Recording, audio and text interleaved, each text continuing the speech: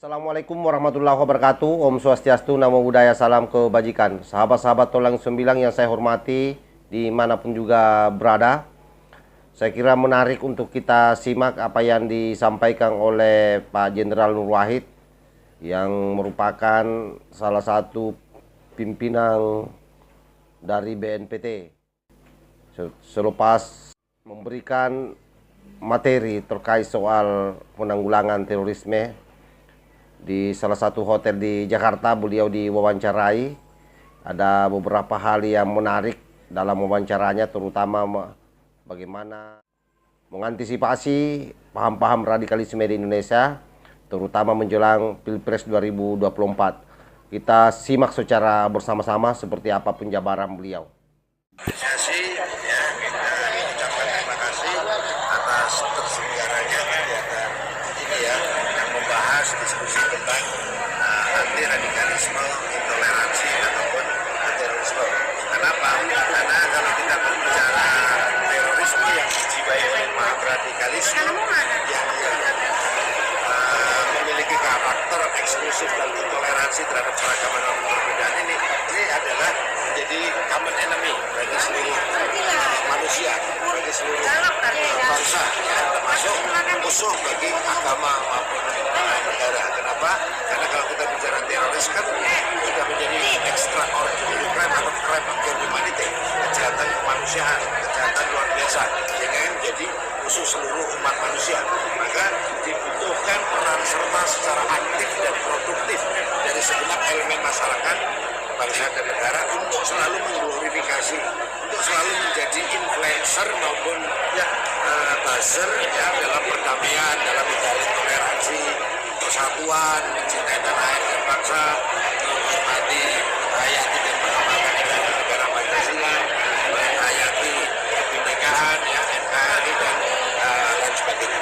Nah, untuk menghadapi pemilu di 2024, maka bahaya radikal terorisme ini yang faktor dominan yang memicu adalah politisasi agama atau politik identitas. Nah, ini yang harus dimitigasi, yang harus kita cegah jangan sampai berkembang politisasi agama ataupun identitas ataupun politik kebencian. Kan kalau berkaitan dengan radikalisme, terorisme, intoleransi ini kan menjadi ranah semua masyarakat. BNPT hanya mengkoordinir membuat kebijakan, dan kita doakan supaya negara segera memiliki regulasi yang melarang semua ideologi yang bertentangan dengan ideologi negara Pancasila, yaitu ideologi transnasional yang mengancam eksistensi ideologi negara, integrasi NKRI. Ini harus ada regulasinya sebagai konsekuensi kita sebagai negara demokrasi. Negara demokrasi kan pilar utamanya supremasi hukum. Kalau supremasi hukum kan harus dilengkapi dengan instrumen atau perangkat hukum, betul kan? Sehingga bisa menjamin adanya keadilan, kepastian, dan kemanfaatan. Nah, kita belum ada regulasi yang melarang ideologi transnasional yang bertentangan dengan ideologi Pancasila tadi.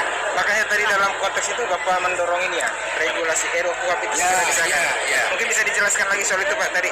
Kebetulan di RUU itu kan ada di salah satu rumusan ya atau klausalnya itu kalau nggak salah di pasal 19 188, 189 atau 190 itu ya, yang di situ ada aturan pasal yang melarang semua ideologi yang anti Pancasila. Nah, ini kalau itu ada, sehingga nanti tidak hanya melakukan pendekatan soft dalam pencegahan ini, tapi juga bisa dilakukan pendekatan law enforcement atau sering kami sebut namanya preemptive justice. Sehingga nanti kalau misalnya ada orang yang mengglorifikasi khilafah, ganti Pancasila dan lain sebagainya, kan bisa langsung diproses hukum oleh polisi. Tidak usah nunggu Densus ataupun BNPT. Terima kasih Pak. Saya kira jelas ya, ada 3 hal yang penting di sini kita urai. Yang pertama adalah bahwa yang namanya penanganan radikalisme dan terorisme di negeri ini menurut Pak Jenderal Nur Wahid adalah merupakan tanggung jawab kita semua. Kita diharapkan menjadi influencer ataupun misalnya kalau bahasanya orang-orang di luar sana yang selalu menyebut kita baser, ya enggak apa-apa. Kita menjadi baser untuk menahan lajunya pergerakan radikalisme dan terorisme ini di tengah-tengah masyarakat. Karena memang tugas kita ini hanya sebatas itu, tidak lebih daripada itu. Yang kedua, saya kira menjelang Pilpres 2024 ini, menurut penyampaian Pak Jenderal, bahwa ada tanda-tanda politisasi agama atau politik identitas kembali akan menguak ke permukaan. Dan oleh karena itu diharapkan seluruh partisipasi masyarakat. Bagaimana caranya untuk meredam hal tersebut, dan apa yang pernah disampaikan oleh Ketua Umum PBNU bahwa akan berdiri tegas melawan politik identitas. Saya kira itu sudah instruksi langsung, dan kita ini, kami maksudnya di Nahdlatul Ulama dan seluruh badan-badan otonomnya, saya kira ini sudah menjadi tanggung jawab bersama. Oleh karena itu saya mohon maaf kalau memang kalau bicara soal radikalisme dan politik identitas kami agak keras. Karena apa? Kami tahu persis bagaimana berbahayanya kalau misalnya ini kita biarkan terus-menerus terjadi. Oleh karena itu tentu tidak saja kita sebagai masyarakat ini yang harus sadar, kita juga berharap siapapun yang menjadi capres ke depan agar senantiasa mewanti-wanti seluruh pasukannya. Jadi ini seluruh pasukannya untuk tidak terjebak memainkan pola-pola politik identitas. Sekalipun kita lihat di lapangan itu sudah ada beberapa kegiatan-kegiatan yang muaranya memang sudah menguatkan indikasi bahwa terjadi politik identitas di lapangan hari ini. Padahal pencapresan masih sangat jauh. Istilah bahasa orang-orang di sini, Belanda masih jauh, tapi orang sudah bergerak lebih awal. Bahkan memproklamirkan dirinya ke sana kemari sebagai capres, itu sudah ada yang berkembang seperti itu.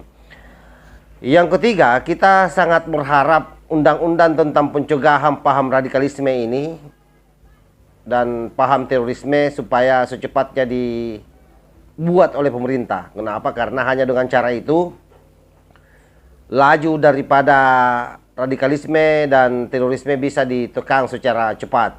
Apapun itu, kalau didorong melalui kebijakan, saya kira semua akan berfungsi dengan baik, sehingga kalau ada indikasi-indikasi orang mau melakukan penyebaran paham-paham radikalisme, Wahabi, Salafi dan seterusnya, yang jelas yang akan mengancam NKRI kita, yang mengancam kebinekaan kita, yang mengancam Pancasila, itu sudah bisa ditindak oleh aparat seperti kepolisian. Jadi tidak harus Densus 88 yang bertindak. Itu efektifnya kalau misalnya undang-undang ini cepat disahkan oleh pemerintah.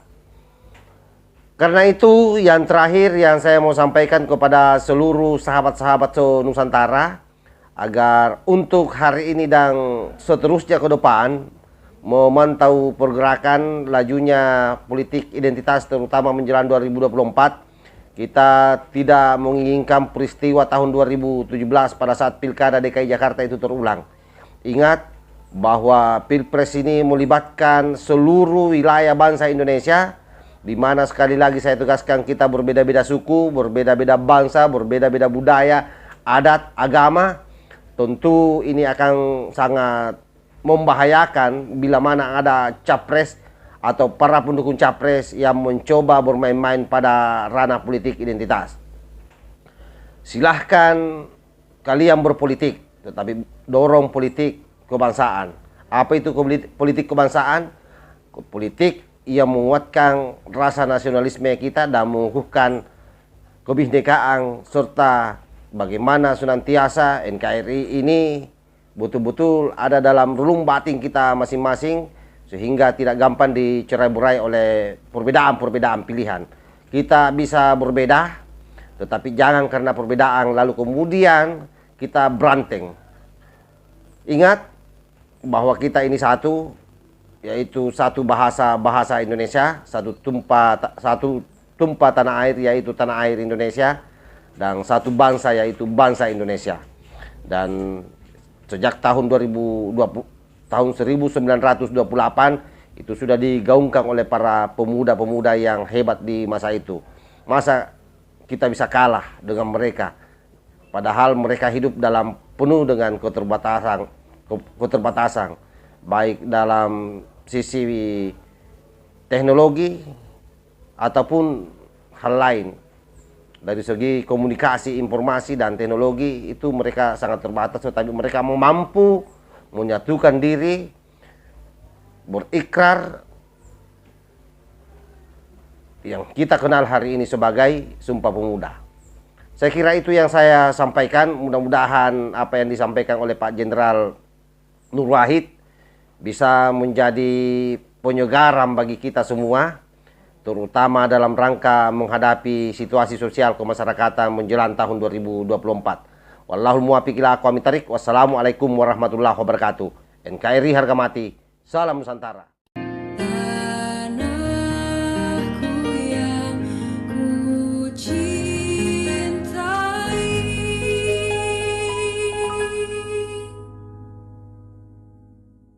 engkau